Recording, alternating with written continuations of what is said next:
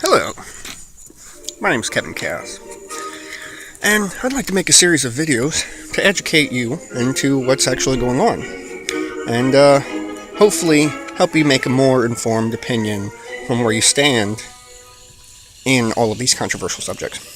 So, the main thing that I want to help explain to you and help you realize is you're being manipulated, you're being hypnotized, you're being subliminally programmed, at least to some degree, depending on your level of awareness and your understanding on these sciences. And I plan on fully proving my point and opening the floor to any arguments and debating each of those with proper research. Okay, the first of which is Neurolinguistic Programming.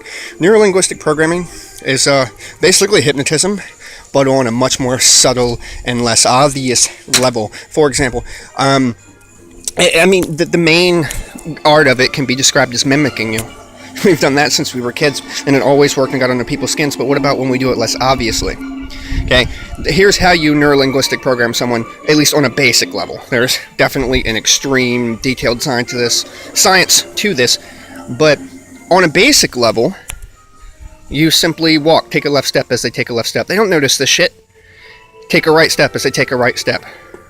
You know, if you can pay attention enough to notice their breathing, breathe in as they breathe in, breathe out as they breathe out. This makes the subject feel incredibly safe because the person that they're sitting with, even though their conscious mind doesn't realize it's going on, they're witnessing themselves sitting over next to them, so they feel much more comfortable and open to suggestion because that thing that they're taking the suggestion from isn't all that too different from themselves, says the subconscious.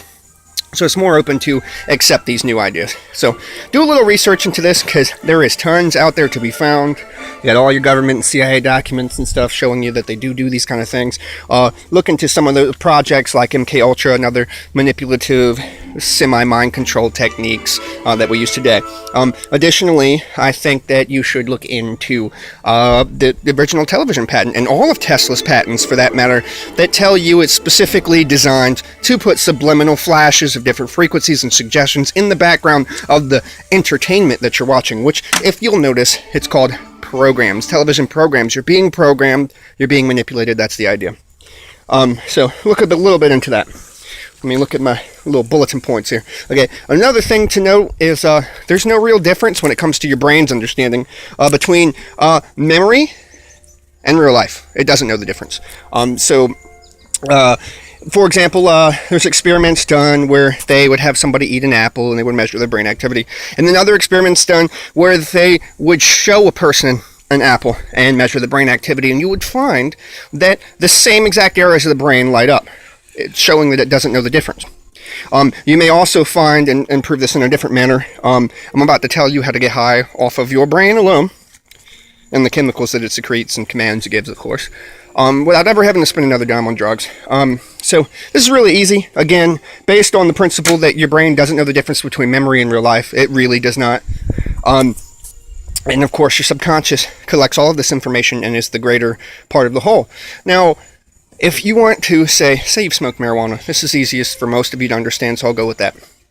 You smoke marijuana, now you know what marijuana feels like. You probably have a good memory of the time you did it, whether you liked it or not.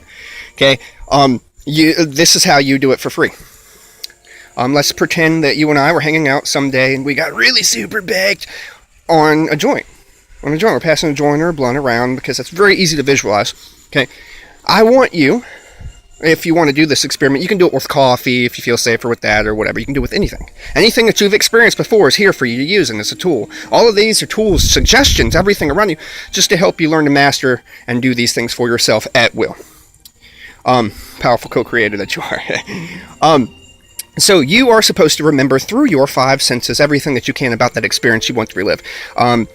If you packed it or broke it up or whatever yourself, remember what it felt like. Remember what it smelled like as you brought the bag to your face. Remember what you saw. Were you hanging out with friends? Okay. And then, what you heard was their music playing, where people arguing amongst each other. And then you do the act of it. And you put yourself into this ritual, so to speak. And take it, pretend it. Pass it along. Wait and see it in your brain, just like the memory, for it to come back around the circle. And take another hit. Your brain, within a relatively few minutes for most people, it doesn't know the difference. And it starts to secrete the same chemicals that it did in the memory. In this case, dopamine. Marijuana did not get you high. Your brain got you high. Your brain said, hey, let's do some dopamine, man. Let's have a good time. Marijuana told your brain, release dopamine. So doing the same thing through this meditative exercise will also have your brain release that same chemical. Again, not knowing the difference, just like the apple. Okay? Where I told you about that experiment. Moving on. Spirits and suggestions. A lot of people want to argue Illuminati controversy, and I'll cover all of that in other video clips, since I'm sure I will be limited to some time frame here.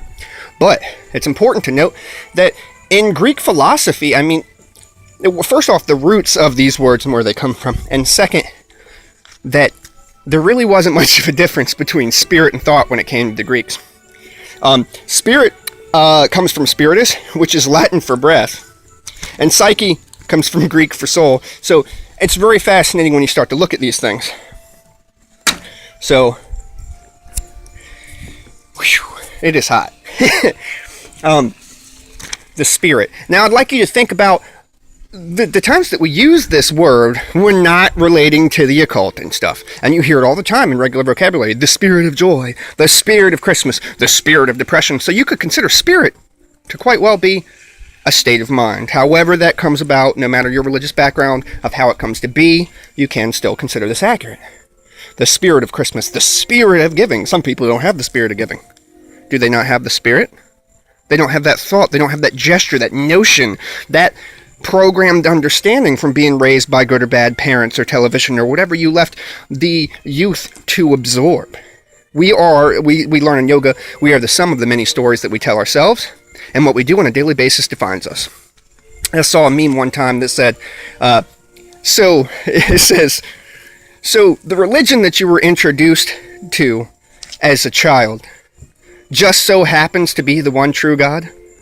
What a coincidence. And it shows a picture of Willy Wonka, and I thought that would be fascinating. Now, we're not here arguing spirituality so much as I want everybody to know that you're all right and you're all wrong, because I'm going to continue to blow these out of the water. Look forward to a couple more clips where I get to discuss more methods of hypnotism, more specifics about these patents with Tesla and different things that go into the background of this. I will give you several terms and things that you can start doing research on.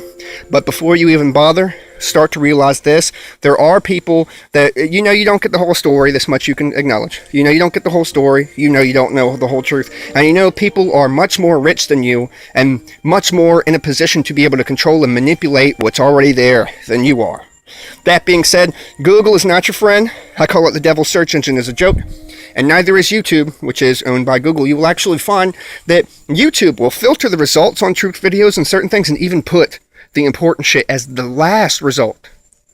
And it's very, very interesting. And you can look that up too. You can probably even find other videos of it on YouTube. But one of the things they will do is they'll filter all the results to the last. They'll take away your right to make money, or ability, I could say. You are not allowed to use Google AdSense. So when people pop up, you won't even get regular advertisements anymore. You'll notice this on a lot of truth videos. They don't want you making money at the same time as you're bringing people into awareness, especially since it takes money to keep up a website or a blog and pay for the bandwidth that you're using from whoever you chose as your provider, whether you're buying a domain from GoDaddy or you're paying just for a little extra space in the subdomain and paying less somewhere else.